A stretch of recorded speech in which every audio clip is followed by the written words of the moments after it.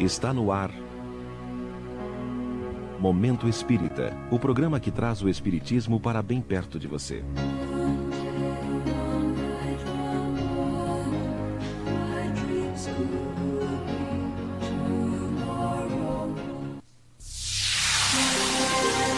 A ponte.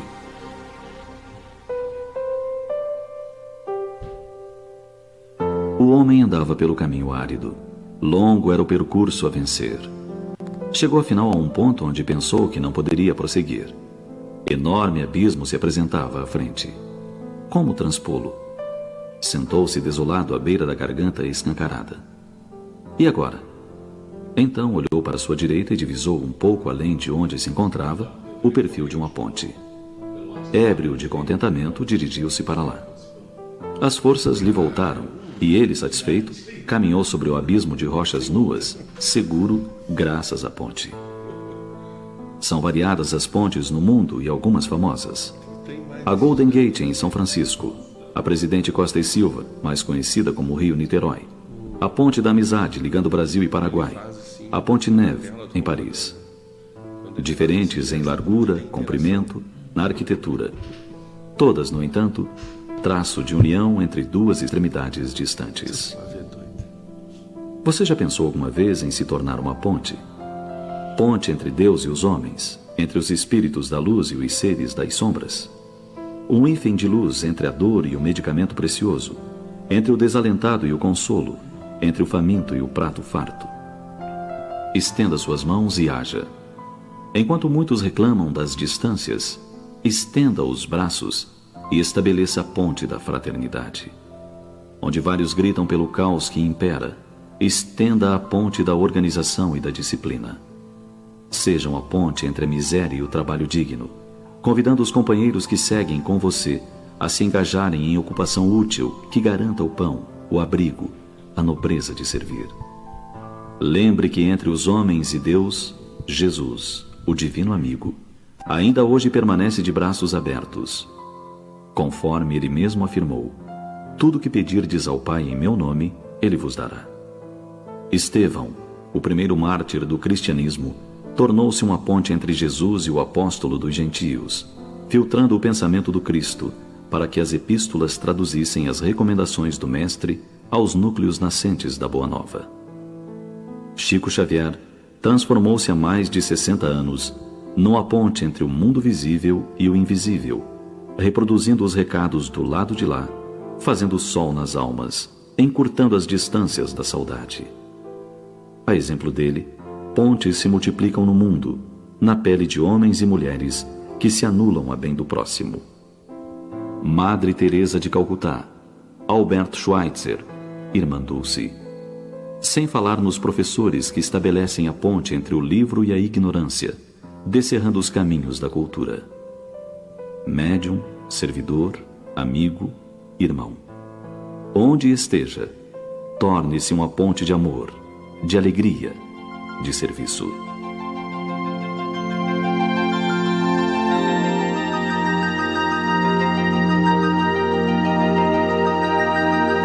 Deus vive, manifesta e dilata o seu amor através das criaturas. Onde você estiver, ele se manifestará. Permita que os outros o sintam através de você, da sua ação, da sua palavra e da sua expressão. Pense nisso, mas pense agora.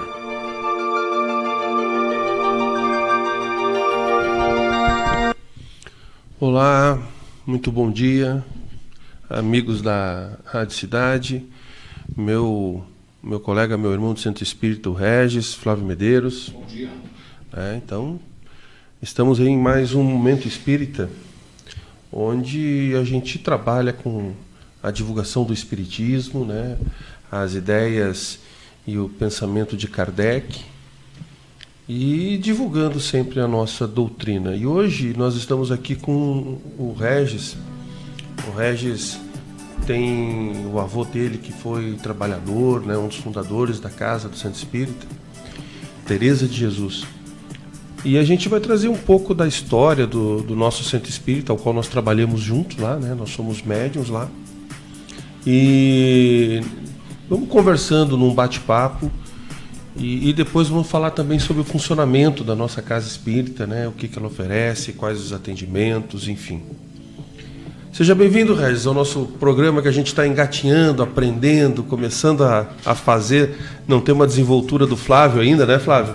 Mas com o tempo adquire, viu? A gente vai...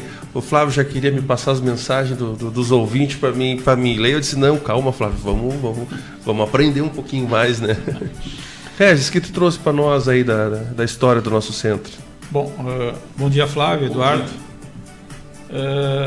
Como a gente havia conversado, eu fiz um relato do que já se tem levantado no Centro Espírita e tenho para te dizer, a ti, aos ouvintes, que a história ainda está sendo escrita, né?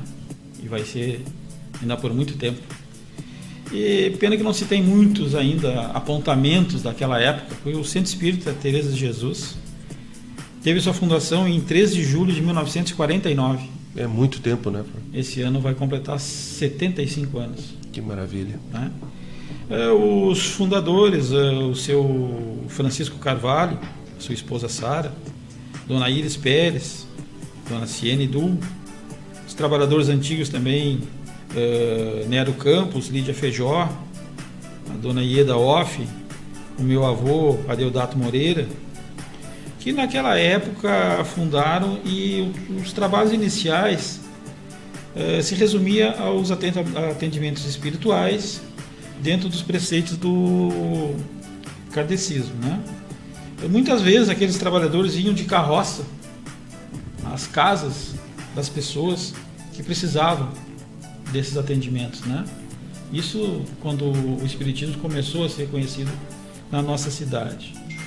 Depois desse ano da fundação, tem muito tempo que não teve relatos de datas, né? Veio até então, a primeira data que se tem relato foi em 1975, que foi fundado o Centro de Assistência Pequenina, que tinha como finalidade distribuir sopa, roupas, calçados e enxovais às crianças e às mães necessitadas. Tudo doado pela comunidade, e os trabalhadores se encarregavam de recolher e preparar tudo. Depois disso, em 79, o Centro Espírita foi aclamado Personalidade do Ano em Assistência Social. Né? Em 82 foi fundada a Creche Mimosa, que por muito tempo funcionou ali na Bento Gonçalves, né? Acolhendo as crianças, principalmente da antiga Vila Dick. Pois é. Né? Depois, em 85, em 5 de fevereiro de 85, o Centro Espírita recebeu o registro de entidade civil e para habilitação ao recebimento de auxílio do Estado. Isso foi um fato muito importante que fez com que o Centro Espírita pudesse se beneficiar de verbas estaduais em função dos seus trabalhos comunitários. Isso, ajudando mais as pessoas. Ajudando mais as pessoas. Em 1990, foi publicado o decreto de utilidade pública pelo então prefeito José Cândido Godoy Neto. E como disse antes, esse ano então completará 75 anos.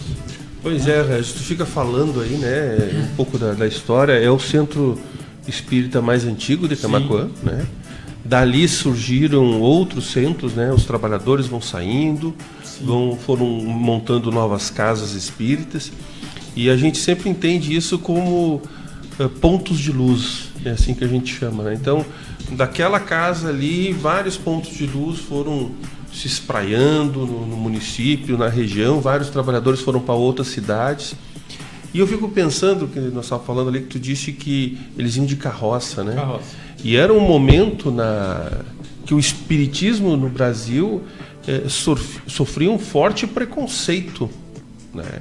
Então nós tivemos esses valorosos que há 75 anos atrás assumiram, né? Deram a cara a tapa, como a gente diz, para tentar divulgar a nossa doutrina e fazer com que o mundo espiritual pudesse se comunicar com o mundo dos encarnados, né? Isso é muito interessante. Mas tu também tem uns relatos de umas conversas que existiam, né? Que era bem interessante. Sabe que quando eu comecei a frequentar o centro espírita, numa conversa com a minha mãe, nos almoços de domingo, né? A mãe disse, que bom tu tá lá, tu sabia que o teu avô foi um dos trabalhadores iniciais da casa? Aí eu, que bom, né? Até então eu não sabia disso, né? E aí ela começou a me contar histórias da época, né? O meu avô era sapateiro e muito humilde, né? Com suas posses, 11 filhos, né? Para criar. E ele era muito amigo do Cônigo Walter, né? Famoso Cônigo Walter aqui de Camaquã. E o Cônigo Walter visitava lá na sua sapataria no mínimo 2 vezes por semana, 2, 3 vezes por semana. E aí começavam as conversas deles sobre tudo, mas sempre o principal, o foco principal era sobre religião. Cada um defendendo seu lado. Cada um defendendo seu lado. E aí é isso aí, que essa conversa ia no chimarrão e ia mais de hora sobre aquele assunto. E sempre no final, quando o padre levantava, eles se abraçavam e o padre dizia, Adeodato, fica com o teu espiritismo que eu fico com o meu catolicismo e vamos continuar amigos. Pois é, né? Então, desde daquele período, daquela época, a tolerância religiosa, né, era praticada pelas principais pessoas, né? E porque na verdade é isso, né? Comunidade, Regis e Flávio, cada um tem o direito de expressar a sua crença, a sua fé da maneira como entende, né? Como se sente melhor. A própria comunicação dos espíritos, ela se dá de acordo com a nossa capacidade de compreender e aceitar. Então, tem espíritos que se manifestam de uma certa maneira porque os médiuns que estão recebendo precisam daquele jeito para poder assimilar a mensagem muitas vezes, né? E isso vai ser uma coisa interessante que no próximo programa nós vamos falar, que vai ser sobre os tipos de mediunidade. Então, quando a gente começa a se dar conta que cada um tem a sua caminhada, o seu trajeto, a sua trajetória, o seu jeito de encarar a fé e como se relaciona com as questões do mundo, do universo, tendo esse respeito fica muito mais fácil, né? Sim. Fica muito mais fácil. Um outro fato, assim, só para a gente se situar, na época o meu avô tinha a sapataria na Bento Gonçalves, ali próximo da Tutti Frutti, por aí naquelas casas antigas ali. E segundo o que a mãe fala, o seu Francisco Carvalho e a sua esposa, a dona Sara, e era ali mas o centro espírita iniciou mais ou menos, creio que ali na rua, uma rua abaixo, que seria a Marechal Floriano, nas mediações ali da Nelon Imóveis, por ali. E só que naquela época, né, quando chegava algum atendimento, uma coisa, eles chamavam o vô, e o vô atravessava, era campo ali, né, ia pelos fundos das casas e chegava na Marechal Floriano.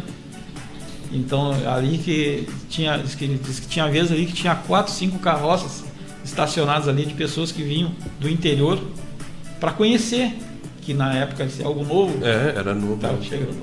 Não, e a gente vê que o trabalho dos nossos antecessores que fundaram a casa, eles tinham um trabalho muito na caridade. Sim. Né? Hoje nós temos ali, a gente tem um conjunto de famílias que a gente auxilia com cesta básica, nós temos o nosso brechó que vendemos as roupas doadas por um preço muito em conta e ajuda a pagar a nossa luz, a nossa água, porque a gente também tem despesas, né, Regis? Mas era um trabalho mais voltado para a caridade, mas também tinha as sessões espíritas. E tem algum relato, alguma coisa de manifestações mediúnicas daquela época? Alguma coisa que tem? 2 fatos que eu tenho. Um ocorreu com a minha mãe. A minha mãe, quando tinha 13 anos, fez uma cirurgia espiritual na casa. né? Então bate mais ou menos. A minha mãe hoje está com 88, foi logo na fundação da casa, né? Com 13 anos, vem a dar 49, 50 por aí, mais ou menos, né? E ela também disse um relato que agora eu não vou saber certo o nome, mas assim, ela não soube dizer se era a mãe ou a irmã do seu Germano ali da Autoelétrica Germano, né, que veio da Alemanha, e essa pessoa desenhava com perfeição, né, os rostos de desencarnados Dos espíritos. Que legal. Pessoas que é um relato que era bastante forte, bastante emocionante. Pessoas ali, e ela começava a desenhar e entregava para os familiares, né? Excelente. Temos interatividade por aqui. O Alcides Anderson, bom dia. Chovendo bastante aqui em São Leopoldo. Estamos ouvindo o programa. Um abraço a todos aí da Rádio Cidade. Mário Ávila, bom dia, amigos da Rádio Cidade, a gigante da web. Estamos sempre curtindo aqui no bairro Santa Marta. Chove bastante aqui no nosso bairro. Ilga Maroni Milbratz, bom dia a todos. Está mandando bom dia aqui para os ouvintes. A Marta Rodrigues também está acompanhando o programa. Bom dia, bela semana. A Graci também ligada aqui com a gente. A Sônia Mara Longaray também acompanhando o Momento Espírita. O Sérgio Dornelles aqui na sala de produção da Rádio Cidade também acompanhando o programa. A Leni aqui no grupo de WhatsApp da Rádio Cidade. Bom dia, Flávio, bom dia, Eduardo, bom dia ao convidado. Estou adorando este programa, muito bom, Momento Espírita. Já está aqui na relação dos meus programas preferidos. Opa, obrigado. Isso aí. E uma coisa interessante, porque a minha formação acadêmica é história, né? Sim. Então, vinha conversando com o Regis há pouco, que a principal cadeira de história que eu mais gostei foi da história oral. Então, nós estamos conversando da possibilidade de pegar, né, esses trabalhadores da casa mais antiga e a gente fazer um relato histórico sobre os acontecimentos da memória deles, né? Lógico. É pena não ter assim durante houve essa lacuna, né? De 49 a 75, assim, em datas. Por isso que é o importante a anotação, né? E aí, assim, ó, inclusive, você ouvinte, né, que conhece histórias, que sabe de alguns relatos, é importante, porque uma casa que tem 20 anos é mais fácil de a gente ter a memória viva. Sim.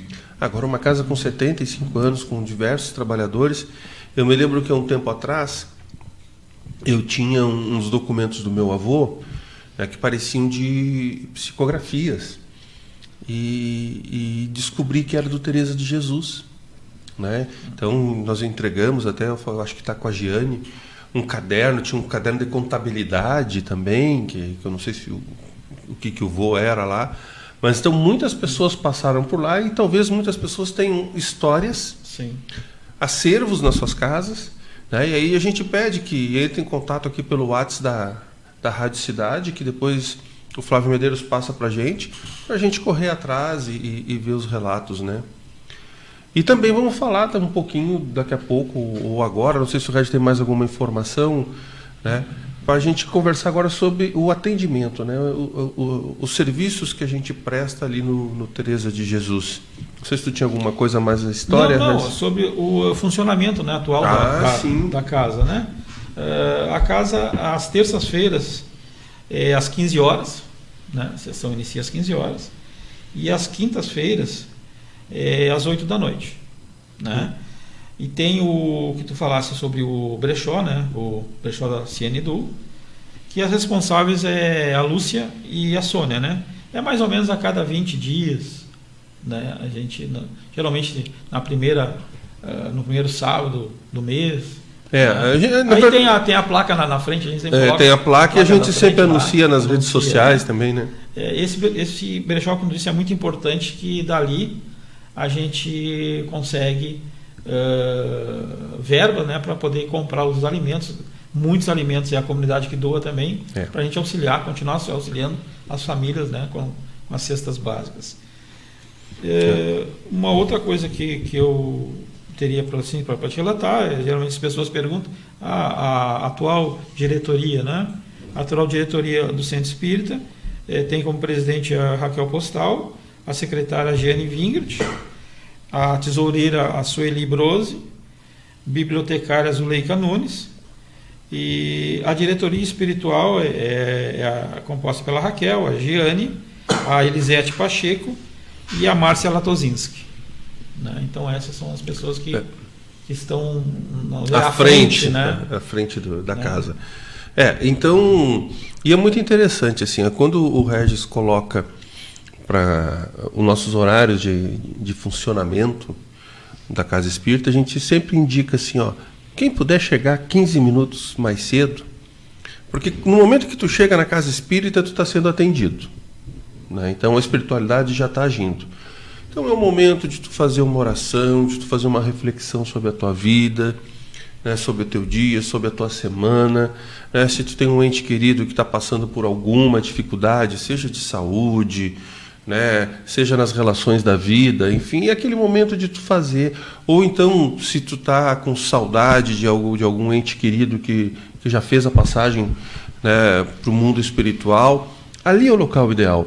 Eu costumo dizer que nós temos que cuidar das nossas orações, né, as nossas preces. Às vezes a gente faz em casa e faz aquela prece muito doída, muito chorada, né, e isso não ajuda ao nosso ente que desencarnou, ao nosso amigo que desencarnou, porque ele sente essa dor, esse sofrimento também. Então a nossa prece tem que ser por... Eu sei que não é fácil, né, Regis? Não é fácil para quem perde, Flávio. Mas a gente tem que tentar administrar isso de uma maneira que a gente consiga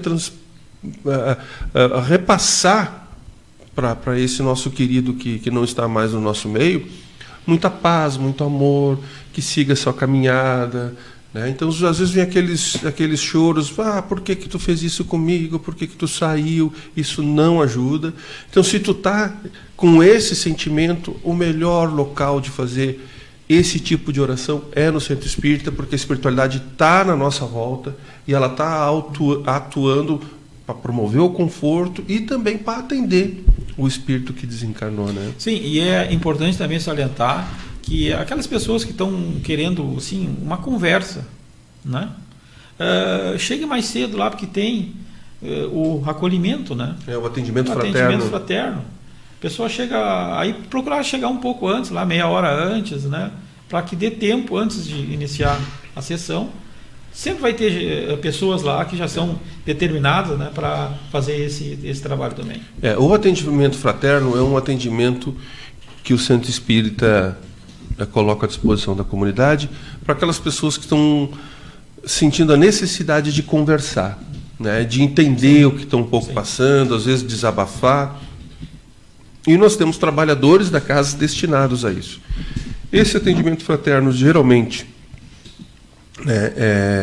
é feito por 2 pessoas, né, porque a gente tem que ter muito cuidado, muito respeito. Então, são 2 pessoas ajudando na orientação. Quando estão tendo esse atendimento, esse acolhimento fraterno, tem uma parte da espiritualidade da casa que é destinada a acompanhar esses atendimentos. E é muito interessante isso, porque a mesma organização que nós temos aqui no nosso mundo, na Casa Espírita, o campo espiritual também tem. Então tem os espíritos, né, bondosos, de luz, que estão ali trabalhando justamente para que a gente possa levar o conforto e fazer com que as pessoas tenham uma compreensão melhor da sua realidade e consigam enfrentar os seus problemas, né, Regis? Sim. Então isso é fundamental. Nós, além do atendimento fraterno que nós temos ali, vale salientar, Flávio, que o que uma casa oferece é de acordo com a mediunidade dos trabalhadores que nela ali estão.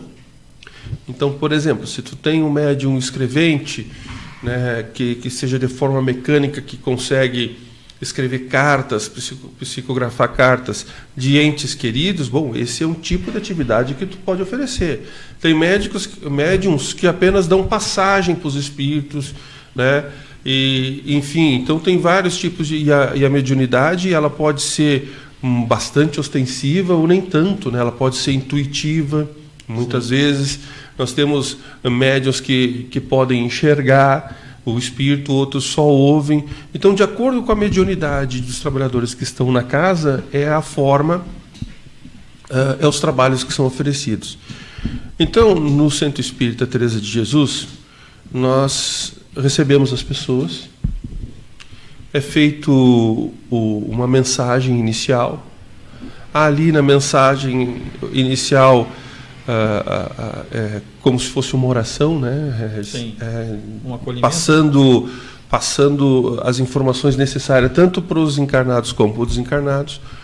Depois é feito uma oração, né? E é feito também um passe, né? O nosso passe é um passe coletivo, né? Então, porque os médiuns ficam na volta do público em geral, a gente não faz aquele passe individualizado, até porque quem tem a ação no passe não é o médium, né? Quem tem é a espiritualidade que se coloca ali, o médium é apenas um instrumento. E fazemos uma prece coletiva pedindo auxílio para as pessoas enfermas na nossa cidade. Então, é muita oração, é muita prece e é muita doação. E as pessoas que estão ali recebem essa energia positiva também. Nós também temos um atendimento das pessoas que chegam lá e põem o nome dos seus entes que já desencarnaram, né? Tem os que estão enfermos, tem os outros que precisam de ajuda. Então, nós temos 3 cadernos ali. E depois que é encerrada a sessão pública, a gente faz a oração, né, a prece para esses cadernos, Sim. encaminhamentos para que a espiritualidade possa atender. E também nós temos ali a sala do passe, né?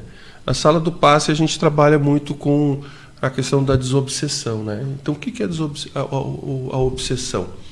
É um espírito que já desencarnou, que fica acompanhando as pessoas e fica muitas vezes prejudicando o seu andamento, provocando tristeza, mal-estar. Então, quando a pessoa chega ali na sala do passe, os médiuns andam passagem, tentam compreender, conversam com o espírito quando ele se manifesta e encaminham para o seu atendimento no mundo espiritual. Então, é como a gente trabalha ali. Cabe salientar também que esse atendimento individual se dá parte do princípio do atendimento fraterno. Ali o médium vai ver a real necessidade, se a pessoa tem ou não, né, necessidade de fazer o atendimento individual. E outra coisa, esse relato que tu passaste aí, também cabe salientar que não vá assim a pessoa pensar, eu estou com saudade de um ente que eu vou lá e vou receber uma carta. Não necessariamente. A coisa se dá de lá de cima para cá, nunca daqui para lá. Isso é verdade. Até porque o nosso centro espírita não oferece esse tipo de trabalho. Nós temos médiuns trabalhadores na casa que são escreventes, né? Sim. Mas a gente não tem esse trabalho, pelo menos no momento, né, de fazer atendimento para as pessoas, para transmitir mensagem de desencarnados para o mundo encarnado. Nesse momento, o programa Momento Espírita está em primeiro lugar dentre as emissoras que estão ao vivo nesta manhã. Parabéns aí pelo desempenho. Isso demonstra que as pessoas têm curiosidade, né, sobre religiosidade. É muito importante. Tereza Quevedo ligada com a gente. Campo Quevedo, São Lourenço do Sul, Hélio Juarez. O Carlos Eduardo Ferreira Guaspari, bom dia. Um abraço fraterno aos amigos. A Tânia Matos, muita chuva em Guaíba. Está ouvindo o programa lá em Guaíba. A Lorena Almeida também nos ouve, o José Bueno, o Jair Haas, também São Lourenço do Sul nos ouvindo, a Ilga Maroni Milbrats, ligada com a gente no bairro Carvalho Bastos. Temos também participação aqui no programa da ouvinte Célia, que está ligada aqui no nosso programa. O Hernani Martins, bom dia aos ouvintes, começando uma semana com chuva na nossa região. Um abraço, estamos ligados na Rádio Cidade. Opa, que maravilha, né? Então, que bom que as pessoas estão começando a se interessar pelo assunto, né, Regis, para tentar conhecer um pouco mais do espiritismo, né, da palavra de Kardec, né, na verdade, do ensinamento, né, do conhecimento, da capacidade que ele teve de fazer essa obra aqui com 5 livros espíritas, que é o nosso Pentateuco kardecista, que a gente chama. Então, Flávio, como nós íamos dizendo, não necessariamente todas as casas apresentam todas as possibilidades de atendimento para a comunidade. Por exemplo, no nosso caso lá da psicografia, é algo muito novo, assim, né? Que precisa um melhor estudo, que precisa um melhor aprendizado, porque uma coisa que nós espíritas temos, Flávio, é muita responsabilidade. A gente está lidando muitas vezes com o imaginário da pessoa, com o sentimento das pessoas. Então a gente não pode brincar que nem diz o outro, né? A gente tem que ter responsabilidade com o que faz. Não adianta oferecer um tipo de atendimento ao qual a gente não tem condições ou não estamos preparados ainda para oferecer. E isso me lembra um questionamento do programa anterior, que eu expliquei e vou explicar melhor agora, que um ouvinte perguntou das casas que fazem premonição, né? Não sei se tu te lembra disso. Eu disse, olha, se isso é papel da casa espírita, olha, cada casa espírita atua da maneira que entender, né? Eu estou muito cuidado para não ferir sensibilidades, Flávio, porque tudo que é feito por nós médiuns dentro de uma casa espírita que não seja adequado, nós vamos responder depois espiritualmente. Na nossa caminhada, na nossa jornada, na hora que a gente desencarnar, isso vai ser cobrado da gente, o porquê que a gente fez algo que não devia ter feito. E eu não fui tão incisivo. Então, assim, casa espírita, centro espírita, não é para fazer premonição, né? A casa espírita, o centro espírita, antes de tudo, é uma casa de estudo, onde o médium que está lá está aprendendo, onde a pessoa que está indo lá para ser assistida, né, os assistentes que a gente chama, estão lá para aprender, a espiritualidade que está lá, né, os nossos irmãos que passam por lá, estão lá também para se atenderem, para aprenderem e serem atendidos. E então esse é o entendimento que a gente tem. Então, no momento que tu começa a fazer experiências, né, Regis? Vai lá que tu vai receber uma cartinha, e aí o médium começa a escrever e na verdade não é muito mais da cabeça dele. Então isso a gente vai responder depois. Então a gente trabalha com muito cuidado. O nosso principal trabalho, embora haja psicografia na casa, mas são mensagens amplas, assim, não quer dizer que sejam direcionadas àquela pessoa que hoje está indo ali para receber. Né? E é isso, né? E tanto que as mensagens que a gente recebe na casa é na segunda parte da sessão, às vezes recebe na primeira, né? Mas são lidas na segunda parte da sessão, onde não tem público, né? Porque, como é que eu posso dizer assim, carece de um crivo ainda, né? Como esse é um processo novo, e por mais que os médios tenham alguma experiência, às vezes uma palavra mal colocada, uma expressão mal colocada, até porque os nossos escreventes lá, eles são mais intuitivos do que mecânicos. Então, não é que nem Chico Xavier, que o espírito se utilizava da ferramenta do corpo, né, da mão dele, para escrever as mensagens. Então, os nossos são mais intuitivos. Então, a gente toma muito cuidado com isso. Eu acho que isso é interessante, a responsabilidade que os trabalhadores devem ter numa casa espírita, né? Regis, então, mais alguma coisinha do nosso trabalho lá? Assim, o nosso trabalho lá todo é voluntário, né? Isso é importante. Todo voluntário. Não tem cobrança financeira nenhuma, né? Muito pelo contrário, nós é que contribuímos com a casa espírita, né? E tudo que se tem lá, no caso, a pessoa se quer levar, doar alimentos e tal, é da pessoa. Não é de maneira nenhuma é cobrado atendimento, nada. Nosso atendimento de todos os trabalhadores lá é voluntário. E o atendimento recebido pelas pessoas também não é cobrado nada. Eu vou lá, eu quero um passe. Quanto é que é o passe? Não se cobra, porque o que a gente recebe de graça, a gente repassa de graça. Então, quem é médium e trabalha numa casa espírita, ele vem com essa missão, ele vem com essa responsabilidade de auxiliar o próximo. Muitas vezes auxiliar um próximo que a gente prejudicou numa outra encarnação, numa outra vida, né? Então, isso é importante salientar.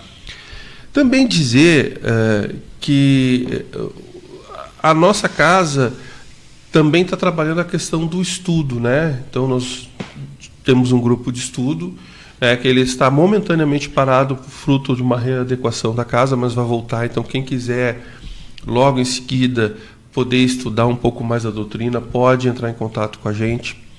É importante dizer o seguinte, e o Regis falou, depois que eu fiz o comentário da questão do passe isolado, né, na salinha, que passa por um crivo, né, por uma análise antes para ver se a pessoa realmente precisa.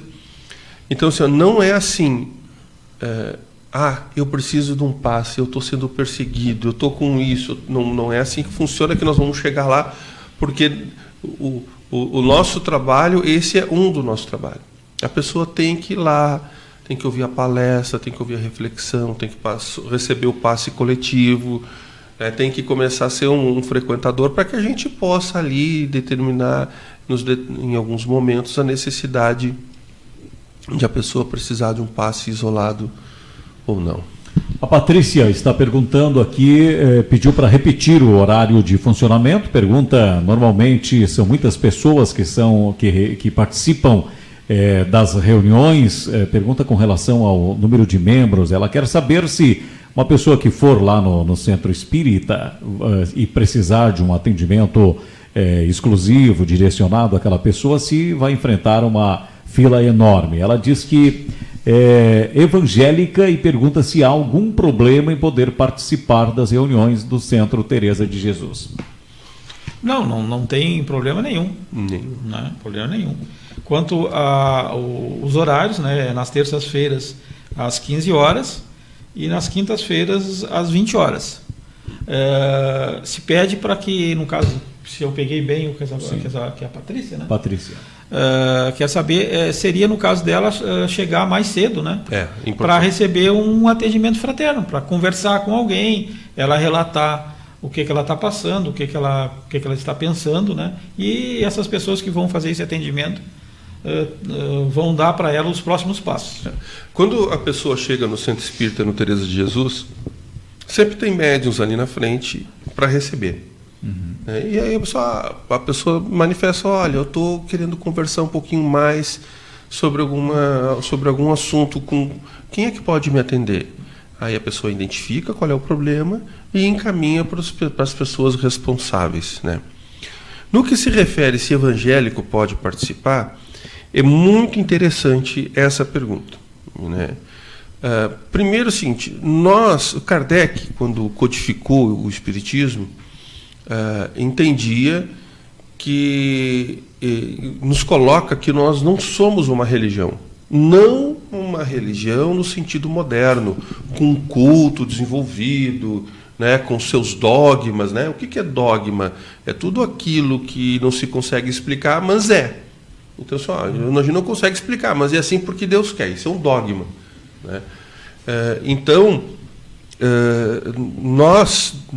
O Kardec nos ensinou que nós somos uma ciência, porque nos comunicamos com o mundo espiritual, e somos uma filosofia porque trabalhamos o nosso desenvolvimento moral. Então, o Espiritismo pode estar em qualquer religião, porque trabalha o nosso desenvolvimento moral.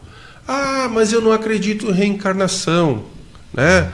Para mim, que nem a gente já falou em outros programas, nós éramos perfeitos, pecamos e caímos à terra, né? O Espiritismo prega que a gente nasceu simples e ignorante, puro e ignorante, e vai evoluindo de acordo com as reencarnações. Mas, independente de A ou B, ou de B ou A, a gente trabalha o desenvolvimento moral, né? Então, uma das principais atividades que a gente faz lá, com a nossa principal intenção, na verdade, é a reforma íntima que a gente fala. É como a gente pode melhorar no nosso dia a dia. como a gente consegue enfrentar os problemas que a gente encontra, né, no dia a dia, no cotidiano, e superá-los, né, ou passar por eles da menor maneira possível. Então, essa nossa amiga Patrícia, né? Patrícia. Então ela pode ir lá, mesmo sendo de outra religião, lá nós não temos críticas a outras religiões, né? Cada um tem a sua caminhada, e vem muito de encontro, Flávio, aquilo que eu estava falando antes. Cada pessoa tem a sua forma de receber e conseguir dialogar com o mundo de lá. Então pode ser através de santo, pode ser...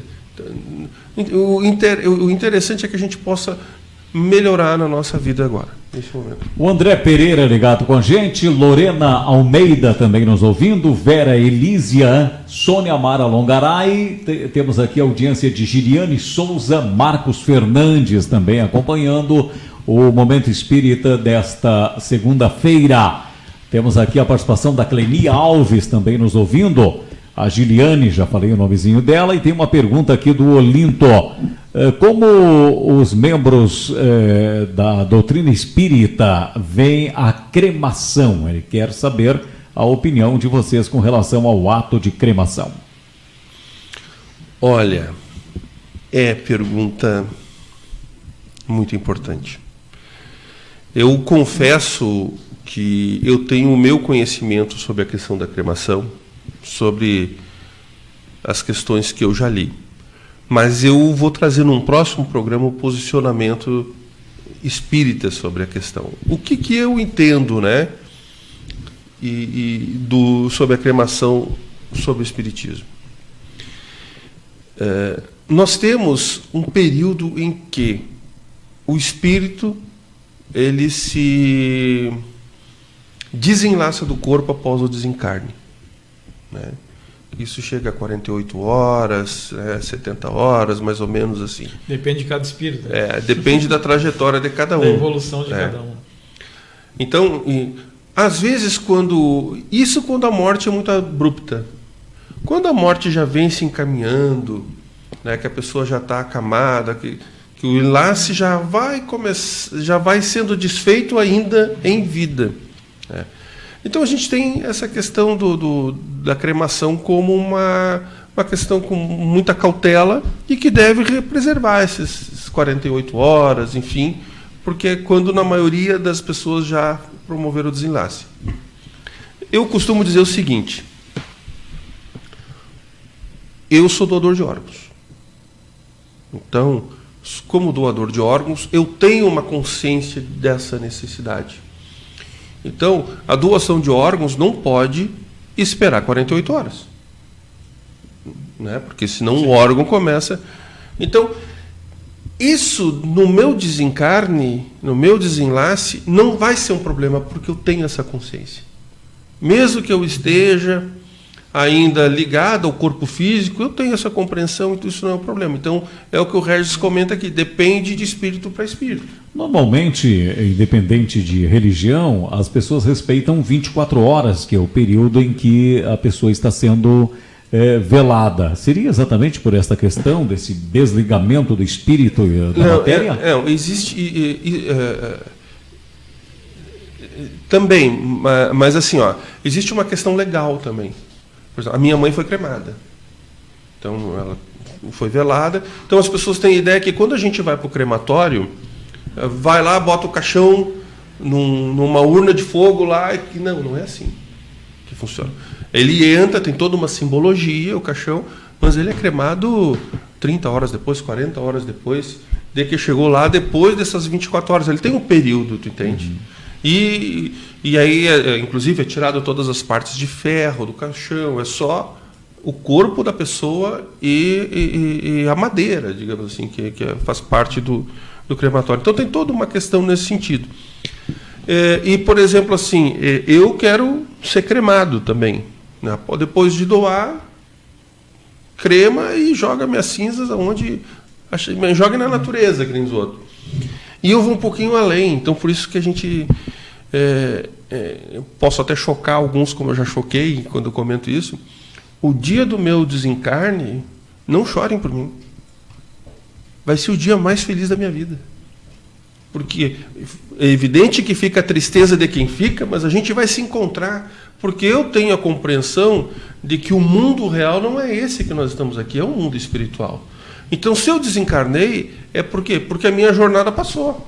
Embora no mundo espiritual você não terá vida eterna, porque se há reencarnação, o espírito fica em uma determinada dimensão e volta novamente. Então não é correto nós afirmarmos que com a morte as pessoas estão nascendo para a eternidade. Não, aí nós estamos entrando em tipos de crença, né? Então, o nosso entendimento espírita é o seguinte: o real, o concreto, é um mundo espiritual. E nós viemos para cá como se fosse uma escola. Vamos aqui, vamos aprendendo. A gente sai de casa, né? Quando criança, todo dia vai para a escola, volta lá. Mas a vida é na casa, é com a família, é com esses, né? Então, esse é o nosso entendimento. Então, no momento que tu desencarna, tu cumpriu a tua missão. Cumpriu, não cumpriu, falhou, criou novos problemas, avançou em novas virtudes, e bueno, e isso é um andejar. Por isso que hoje nós estamos num mundo, comentamos no programa anterior, de provas e expiação, e é um mundo que está se transformando num mundo de regeneração. Quer dizer, nós estamos evoluindo a nossa classe do planeta Terra, né? 11h47, o Carlos perguntando se o ato de cremação não gera uma aflição, uma espécie de martírio para o espírito, já que se a cremação ocorrer antes do período do desligamento do espírito e da matéria, o espírito está testemunhando aquele momento de dor para a matéria. Uma curiosidade que o nosso ouvinte Carlos, que mora lá no bairro Olaria, tem e quer tirar aqui no Momento Espírita. Bom, então, isso é importante a gente compreender uma coisa. Espírito não sente dor. Espírito não sente dor.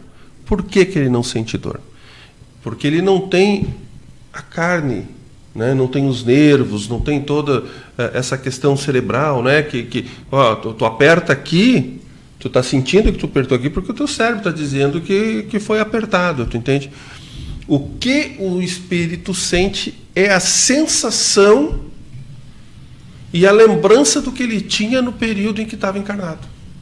Então, muitas vezes, quando a gente fala que a pessoa não consegue se desligar, aquela coisa toda, é porque ele está muito enraizado ainda, muito terrestre, nas coisas, muito apegado às coisas materiais.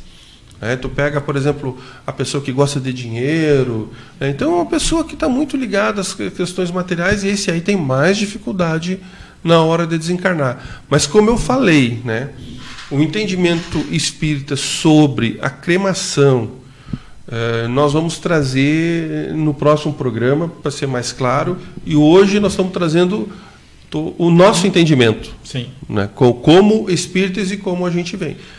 Por isso que esse programa é desafiador. Perfeito. Esse é o objetivo, né? A gente está aprendendo junto, né?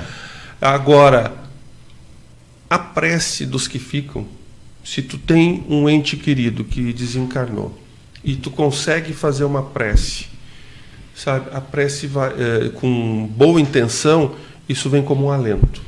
E nós também temos que ter muito claro, a espiritualidade ao redor sempre vai fazer de tudo para diminuir o sofrimento no momento do desencarne ou após o desencarne do espírito que está lá, que desencarnou. Mas o espírito tem que querer ser ajudado. Embora assim para a família seja um momento muito difícil do desencarne do ente querido, para esse ente querido, se a família conseguisse mandar boas energias só e não ficar clamando ali, seria muito melhor. Mas é um momento de dor, né? Um momento olha só como é que é a questão, né? O momento de despedida aqui é um momento difícil. Mas quando, por exemplo, vou citar o meu caso, né? Quando o Eduardo estiver desencarnando ou em vias de desencarnar, o mundo espiritual, pai, mãe, vô, né, parentes que já foram, amigos que já foram, assim, olha, gente, o Eduardo está voltando ao nosso plano espiritual. Vamos recepcionar ele, vamos receber ele. Então, até me arrepio quando eu falo isso. Então isso acontece. E vou dizer uma coisa, apresenta. e espero que as pessoas não fiquem chateadas com o que eu vou dizer. Não é a primeira vez que vamos morrer, viu? Se você acha que é a primeira vez, não é. E não vai ser a última, né? Nós vamos encarnar muitas vezes, vamos passar por muitos períodos aqui, e isso tudo com o tempo, com a nossa evolução, a gente vai assimilando e compreendendo essas questões. Bom, 9 para o meio-dia, chegamos ao final do programa. Muito obrigado, Eduardo, obrigado também ao convidado, Regis, que abrilhantou aí o programa certamente nesta manhã de segunda-feira. E obrigado aos ouvintes com seus questionamentos desafiadores, né? E a gente espera, de uma maneira, dentro do nosso conhecimento, ter conseguido repassar para os demais um pouco mais da doutrina espírita e dos ensinamentos de Kardec. Obrigado a todos pelo convite. Espero ter conseguido trazer alguma coisa do nosso centro espírita. Claro que trouxe, Regis. Tá? Fiquem com Deus. Até uma próxima segunda-feira. 9 minutos faltando para o meio-dia. Vem aí Sérgio Dornelles na sequência com o Jornal Regional. Bom dia.